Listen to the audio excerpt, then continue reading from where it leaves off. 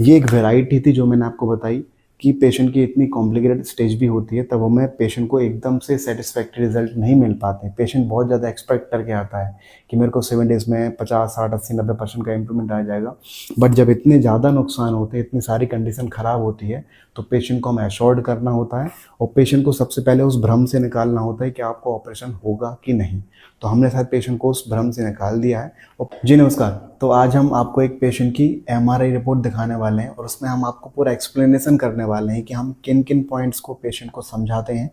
पहले पेशेंट की पूरी कंडीशन बताते हैं कि आपकी कंडीशन कितनी सीवियर है, हमें उनको क्या फिल्म देख सकते हैं। इसमें आपको अगर आप देखेंगे तो ये L4 L5 के हिस्से में बहुत सारा नुकसान है और भी कुछ नुकसान है, बट जो आप मैक्सिमम नुकसान यहाँ पे देखने को मिलेगा वो आपको L4 L5 के नुकसान है, जिसमें आपका सीवियर कंप्रेशन दिख रहा है। देखा कि इसमें L4 L5 के हिस्से में बहुत ज़्यादा नुकसान आया है और ये एमआरआई में भी लिखा हुआ है कि उनका कंप्रेशन दोनों साइड की नर्व कंप्रेस है और बहुत सीवियरिटी।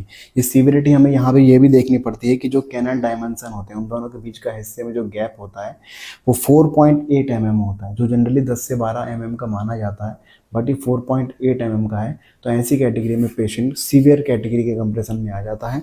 और जब यहाँ पे एमआरआई में रिपोर्ट्स में ये लिखा रहता है कॉडा एक्विना, मतलब वो ये बताना चाह रहे होते हैं कि जो कॉडा एक्विना मतलब जो नीचे के हिस्से के जो बंडल होते हैं, जो आपके यूरिन के, सेक्सुअल चीज़ों के और आपके नीचे पैर के हिस्से की नसों को कंट्रोल करते हैं, जब उसमें कंप्रेशन आना शुरू हो जाता है तब कॉडा एक्विना कंप्रेशन हमें एमआरआई में देखने को मिलता है। तब हमें ऐसे केसेस में और इतनी ख़राब कंडीशन में हमें पेशेंट से तुरंत सवाल करने होते हैं कि क्या आपको यूरिनेशन या मोशन करने में या बहुत तेज भारीपन या लेटरिन बाथरूम की नसें चोक तो नहीं हो रहे हैं, ऐसे बेसिक सवाल करने होते हैं।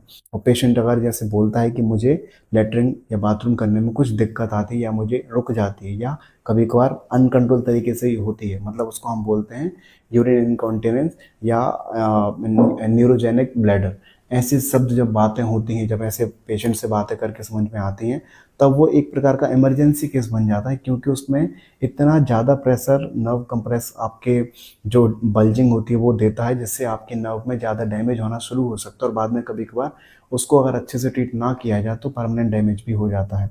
तो ऐसे केसेस को हमें जब डील करना होता है, सबसे पहले काउंसलिंग इंपॉर्टेंट होती है। हम पेशेंट को पूरा समझाते हैं कि आपकी रिकवरी स्लो स्लो ही होने वाली है, धीरे धीरे करके ही। जैसे कि हमने इन पेशेंट को लिया है, 7 डेज़ की प्रोसीजर्स करी हैं, तो पेशेंट को सिर्फ 20% का ही इम्प्रूवमेंट है। और ये हमने पेशेंट को पहले दिन ही बता दिया था कि आपके नुकसान बहुत सीवियर हैं। ऐसे केसेस हमें डील करना बहुत कॉम्प्लिकेटेड होता है और आपकी रिकवरी धीरे धीरे करके ही आएगी।